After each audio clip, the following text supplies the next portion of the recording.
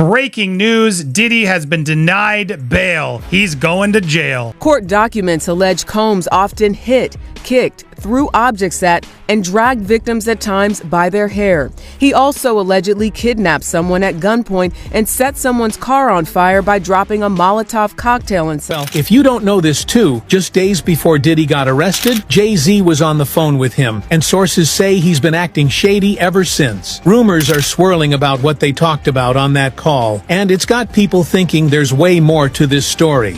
Jay-Z ain't answering the phone? He ain't answering the motherfucking phone. Diddy and Jay-Z have a long history together, but as justice starts to unfold, it seems Diddy isn't willing to take the fall alone. He's dragging his closest companions down with him, who have been notably silent throughout this controversy. Everyone, at least in the industry, is aware of the Diddy situation and knows something significant is happening.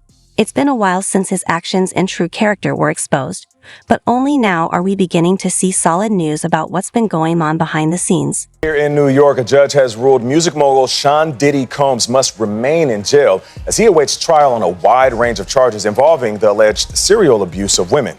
He denies all the charges. Jerika Duncan is outside the courthouse. Jerika, good morning. Good morning to you, Nate. You know, when you think of Sean Diddy Combs, this is someone who has had an undeniable influence in hip-hop culture that goes beyond music. But it is that influence that prosecutors say allowed him to get away with crimes for decades. Fortunately, this time, federal investigators have uncovered substantial evidence at P. Diddy's residences, leading to his indictment on multiple charges, including racketeering, sex trafficking by force, fraud or coercion, and transportation for prostitution. Leaving a Manhattan courthouse Tuesday, lawyers for media mogul Sean Diddy Combs insisted he is innocent. He didn't do these things. There's no coercion. There's no crime. And vowed to get the 54-year-old out of jail with a bail appeal. What was the first thing that he said to you after he realized that he was going back to jail tonight? I'll see you tomorrow. But federal prosecutors argue the former hip-hop star is a serial abuser who used his business empire to lead a criminal enterprise that abused, threatened, and coerced women into sexual acts at events he arranged called freak-offs. The freak-offs sometimes lasted days at a time, involved multiple commercial sex workers, and often involved a variety of narcotics, which Combs distributed to the victims to keep them obedient and compliant. This thorough investigation uncovered a significant cache of items, including firearms, ammunition, electronic records, and over 1,000 bottles of personal lubricant. Diddy, who was arrested in New York, has pleaded not guilty and is currently being held at Brooklyn's Metropolitan Detention Center. Homeland Security raided Combs' Miami and Los Angeles homes in March. Prosecutors say agents seized narcotics, recordings of sex acts, and firearms, including 3 AR-15s allegedly used to intimidate victims and witnesses. Big smile, Diddy! In one instance, prosecutors said just this month, Combs reached out to a former bandmate of alleged victim Don Richard more than 50 times in a span of 4 days. That former bandmate then made a public statement saying they were not aware of any abusive behavior from Combs. The clear implication there is that there's witness tampering, that he was trying to talk her into making some negative comments about Dawn publicly. Attorney Lisa Bloom represents Richard, who filed a civil case against Combs last week. We really appreciate the power of the U.S. government going after Sean Combs and prosecuting him for what's only been whispered about for decades. Federal prosecutors say they've interviewed more than 50 witnesses and potential victims. They expect that number to grow. If Combs is convicted on these crimes, he faces 15 years to life in prison. Very, very serious. Homeland Security detained Diddy at the Park Hyatt in New York after a grand jury indicted him on charges that portray a troubling picture of his alleged activities, according to his legal team. Diddy had been in the city for a week, possibly anticipating the charges. The indictment was unsealed on Tuesday, and during his appearance in federal court, he pleaded not guilty and was denied bail by the judge. But were you surprised at how extensive and disturbing the charges were, or did it feel par for the course given everything else that he's been accused of? Let me just say this: his attorney said he would plead not guilty, right, to all to everything. And RICO cases or racketeering cases are not that common. but racketeering convictions are very common in the federal government. Federal prosecutors generally don't lose these kinds of cases. And this was more disturbing to me. It's only 14 pages, but within the 14 pages, it describes mob-like behavior. These cases are generally brought against mobs. So they are describing a criminal enterprise that involved trafficking of underage people across state lines to have sex, and they dubbed them freak. Investigation into Diddy's activities intensified earlier this year when federal investigators executed search warrants at 2 of his homes. Experts indicated it was a question of when, not if, Diddy would be arrested. The search warrants aimed to gather electronic evidence related to alleged illegal activities, including sexual assault and racketeering. After a second judge overseeing his federal criminal case denied him bond once again. The fight continues. We're not giving up by a long shot. Outside the New York City courthouse, his lawyer defiant. He believes he's innocent. I believe he's innocent. And we're going to fight this case with all of our might until we don't have to fight any longer. The judge ruling the bail package presented by Combs' lawyer was insufficient, siding with prosecutors who called Combs a threat to society, adding there is no condition that would assure that the rapper would not obstruct justice.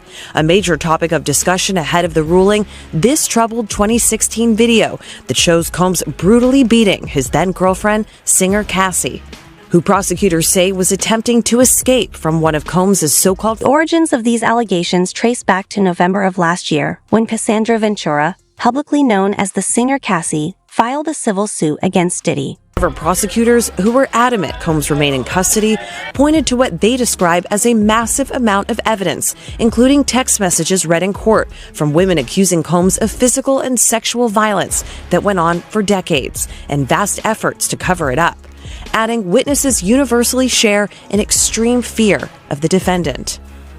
So, Chloe, he's being held in Brooklyn at this jail, this prison. What else do we know about that? So it's this detention center in Brooklyn, and he is in this very special portion of the facility that offers an extra layer of security for high-profile individuals who could be targeted among the general population. And that could mean that he's limited to facilities like the library and the phone, so could make it hard, his lawyers are saying, for him to be able to prepare for trial. And because of all of this, Combs' attorney is actually asking for him to be moved to a New Jersey jail. But a judge said that that's ultimately going to be up to the Bureau of Prisons to decide. I mean, he can continue to appeal this and can appeal the bond, right? But you saw that with Ghislaine Maxwell. She continued to appeal and was not successful. Now 2 federal judges saying, you got to stay behind. Cassie accused Diddy of physical and emotional abuse, coercing her to carry illegal weapons, and forcing her into sexual acts with prostitutes. Although the lawsuit was settled out of court within a day, it sparked a wave of similar allegations. The evidence gathered in the investigation is extensive and troubling. Because I want to go there next, because he went after the victims that came forward, including Cassie. It was a disgusting sort of a defense.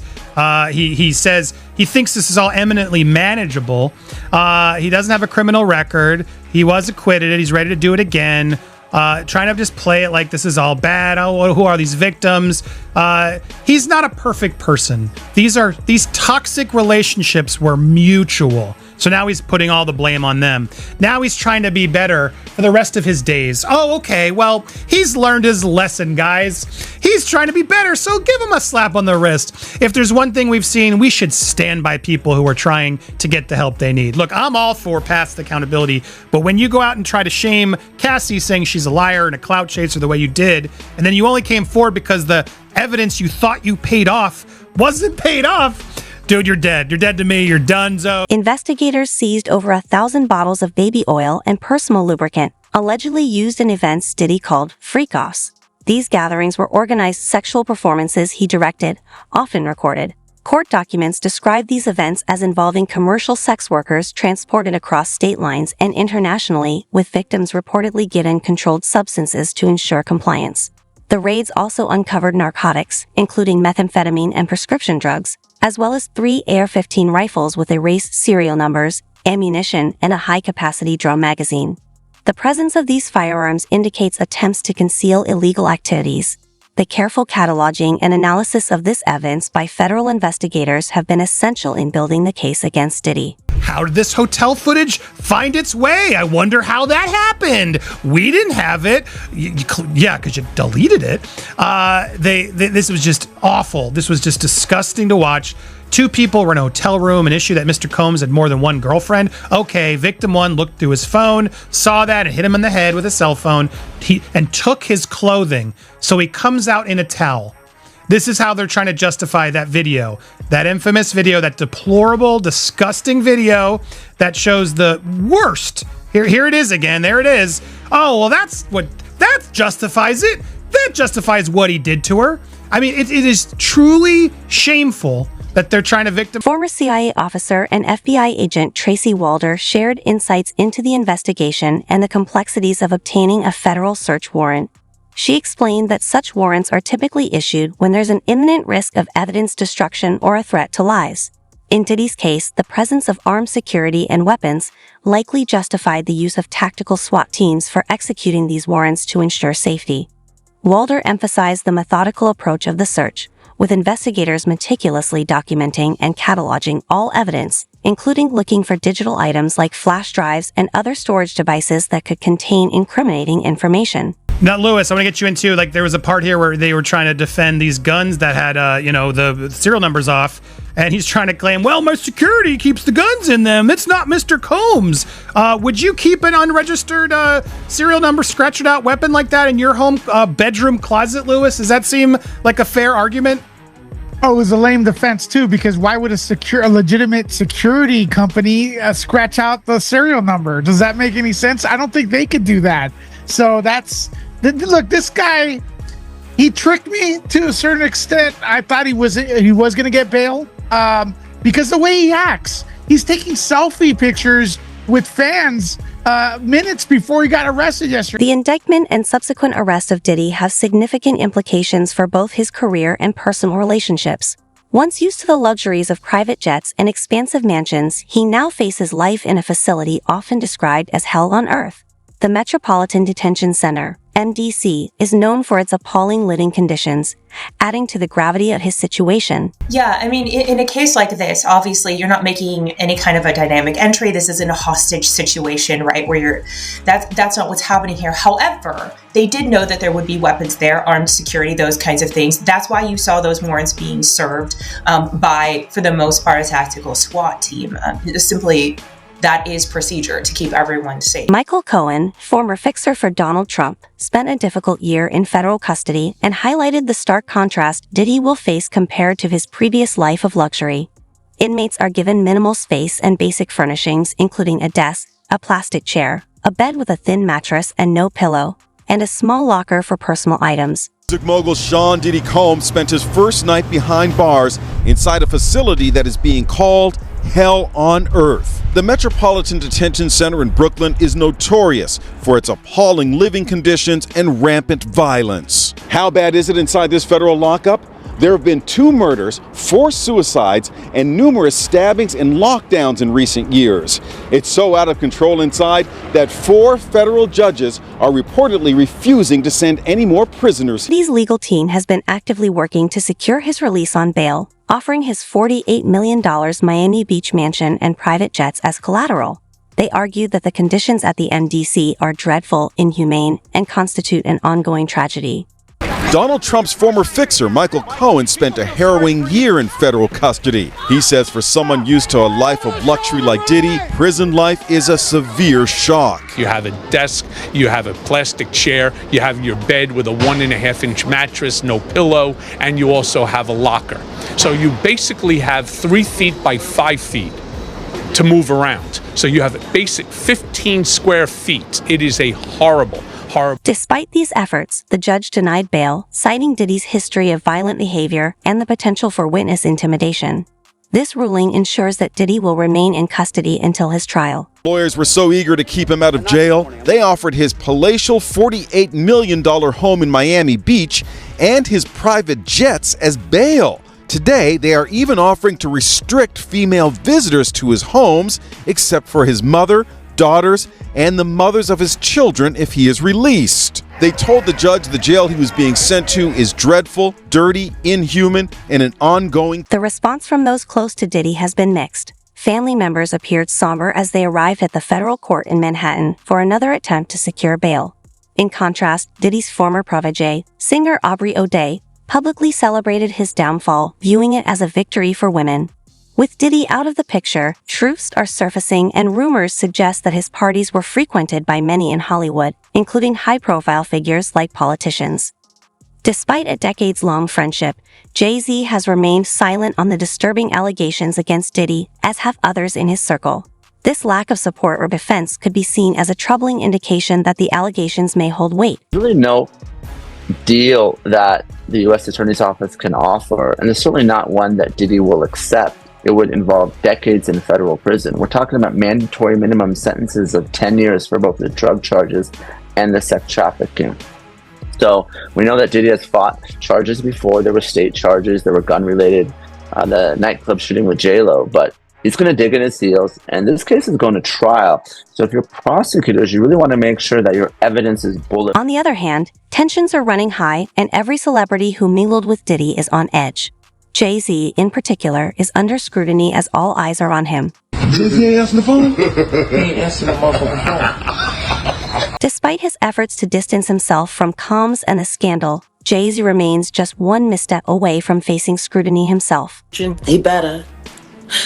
But the only thing I'm interested in him talking about is everything he knows about Kathy Coriana White, Jay-Z's pregnant mistress, who died 24 hours after she announced that she was going public with their relationship and the baby while he was married to Beyonce. See, I know you know what happened to Corey, Diddy, you and Jay-Z down in Vegas at Tao with Claudia. Why don't you just talk about Kathy? That might help. Was it an aneurysm, Diddy? Or are you the one who paid the same coroner that you...